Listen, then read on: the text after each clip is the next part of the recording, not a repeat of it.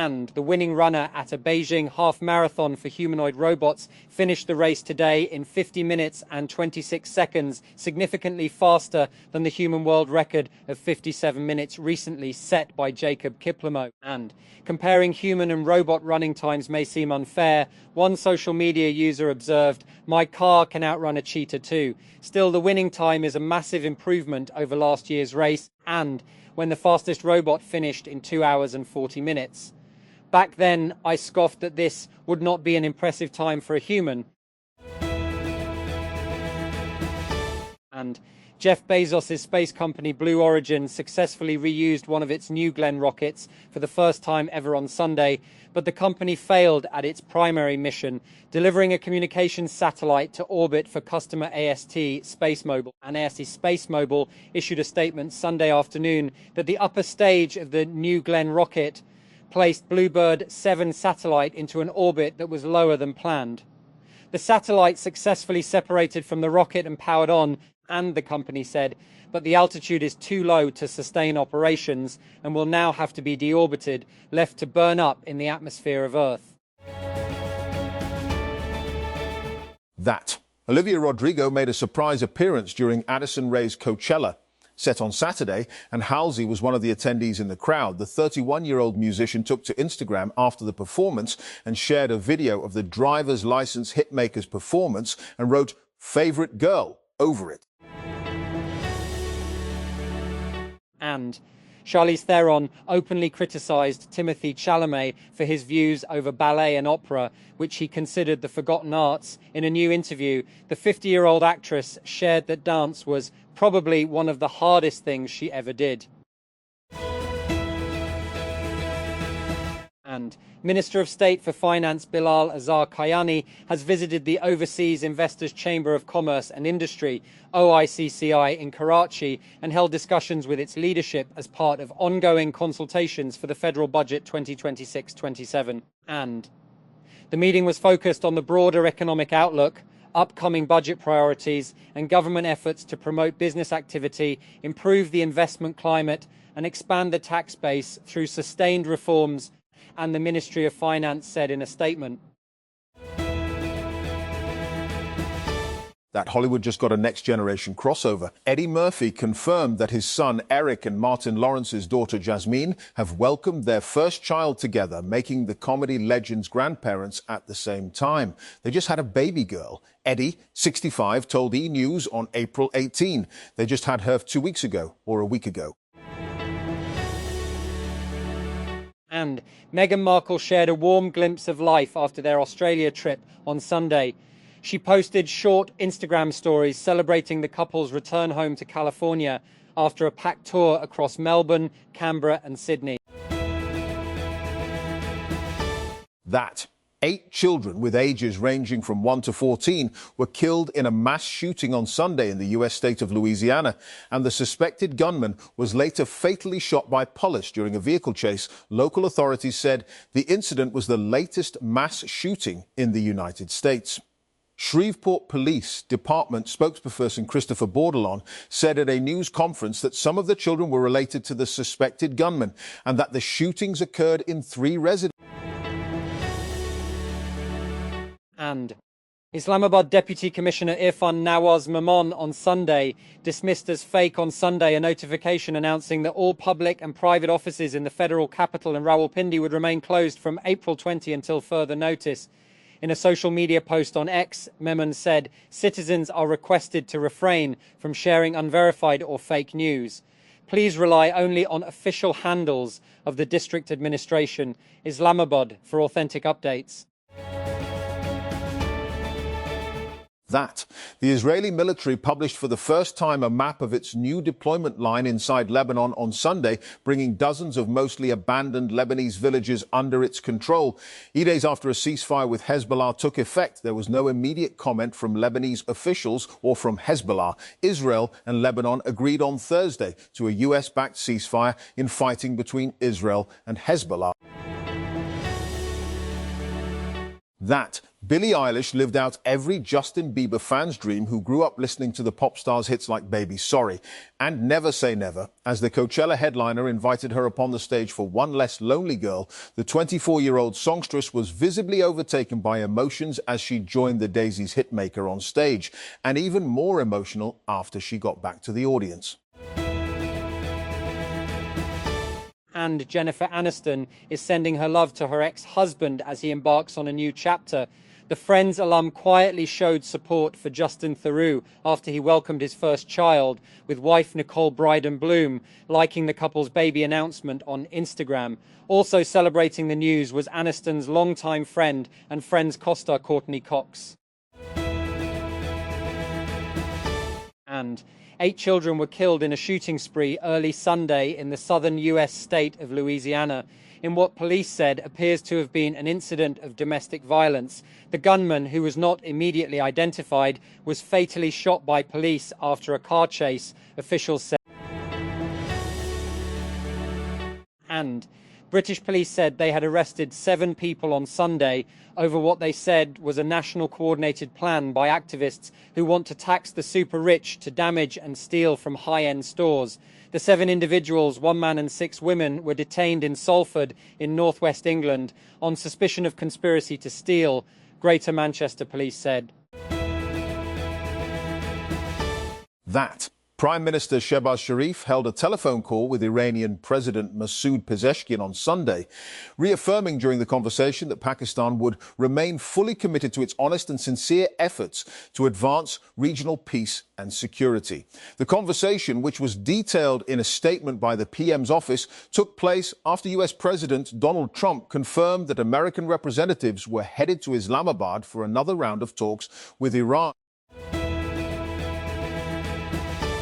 And surveillance and analytics company Palantir recently posted what it called 22-point summary of CEO Alexander Karp's book, The Technological Republic. Written by Karp and Palantir's head of corporate affairs, Nicholas Samiska, The Technological Republic was published last year and described by its authors as the beginnings of the articulation of the theory behind Palantir's work. One critic said it was not a book at all, but a piece of corporate sales material. And London. London Mayor Sadiq Khan has praised Prime Minister Shehbaz Sharif for Pakistan's role in supporting peace efforts between the US and Iran, and stressing that the Premier has shown considerable statesmanship and deserves lots of credit for the role he has played. Speaking to Geo News at the Vaisakhi Aki celebrations in Trafalgar Square of London, Mayor Khan said, and PM Shehbaz deserves great credit. We've seen Vice President J.D. Vance in Pakistan. We've seen the Iranian team in Pakistan. We want this ceasefire to be permanent. It's really important to recognize the importance of peacekeeping. And disputes are solved amicably and peacefully, and diplomacy is really important. And King Charles has commissioned acclaimed historian Anna Key to write the official biography of his late mother, Queen Elizabeth II, confirmed by Buckingham Palace.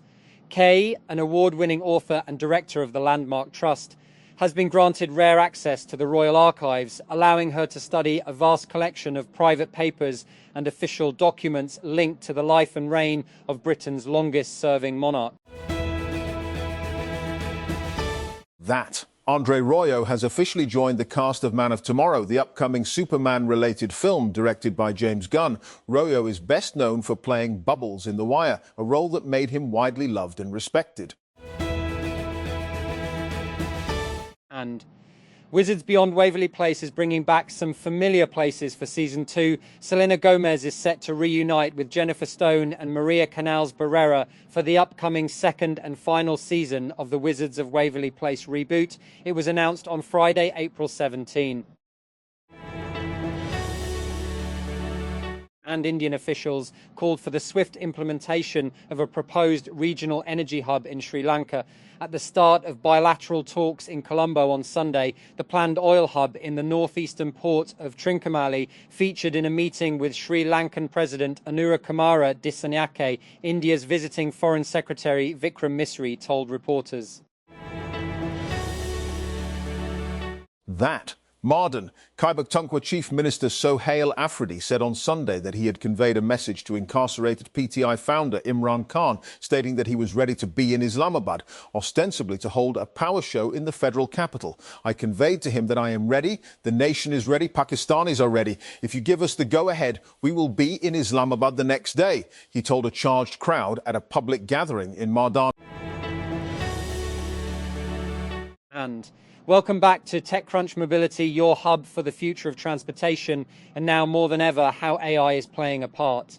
To get this in your inbox, sign up here for free. Just click TechCrunch Mobility. A few weeks ago, and I wrote about how Uber seemed to be everywhere, all at once in the emerging autonomous vehicle technology sector. The Financial Times has now put a number on it, and the FT calculated that Uber has committed more than $10 billion to buying autonomous vehicles and taking equity stakes in the companies developing the tech, according to public records and discussions with folks behind the scenes. About $2, and $5 billion of that is in direct investments, with the remaining $7.5 billion to be spent on buying robotaxis over the next few years, the outlet reported. And US Energy Secretary Chris Wright on Sunday said he believes gas prices have peaked, but predicted that they may stay above 3 oils per gallon until next year. Gas prices have risen during the US and Israeli war on Iran and Iranian attacks on US bases in the Gulf region, creating political headwinds for President Donald Trump ahead of the November midterm elections, where his Republican Party will defend slim majorities in the Senate and House of Representatives. And Prince Harry and Meghan Markle returned to Australia this week for their first joint visit since 2018, kicking off a tightly packed 4-day programme. The tour began in Melbourne, with the couple visiting the Royal Children's Hospital before heading to the Australian National Veterans Arts Museum in Southbank. And Ryan Reynolds talked openly about the situation his wife, Blake Lively, is going through as her legal case with Justin Baldoni continues to move forward. While talking in a recent interview, Reynolds was asked how they have been dealing with such a public issue in their personal life. And Billie Eilish had her childhood dreams come true when she was chosen to be Justin Bieber's One Less Lonely Girl during Coachella, and it was all thanks to Hailey Bieber. On the final day of Bieberchella on Sunday, April 19, the headliner serenaded Billie, Justin's longtime friend and well-known fan, with his 2009 hit One Less Lonely Girl. The moment was a throwback to Justin's early tours, where he would often bring a fan on stage to be serenaded during the song. And Lisa became one of the most talked about names at Coachella 2026 after a surprising visual moment during DJ Anima's set. While the performance was happening, people watching the official live stream on YouTube saw something very unusual. That Islamabad appeared all set on Sunday to host a second round of talks between the US and Iran, with President Donald Trump announcing that representatives from Washington were heading to Islamabad and they would be there tomorrow evening for negotiations. The US president made the announcement in a Truth Social post, where he also insisted that Washington was offering Tehran a very fair and reasonable deal.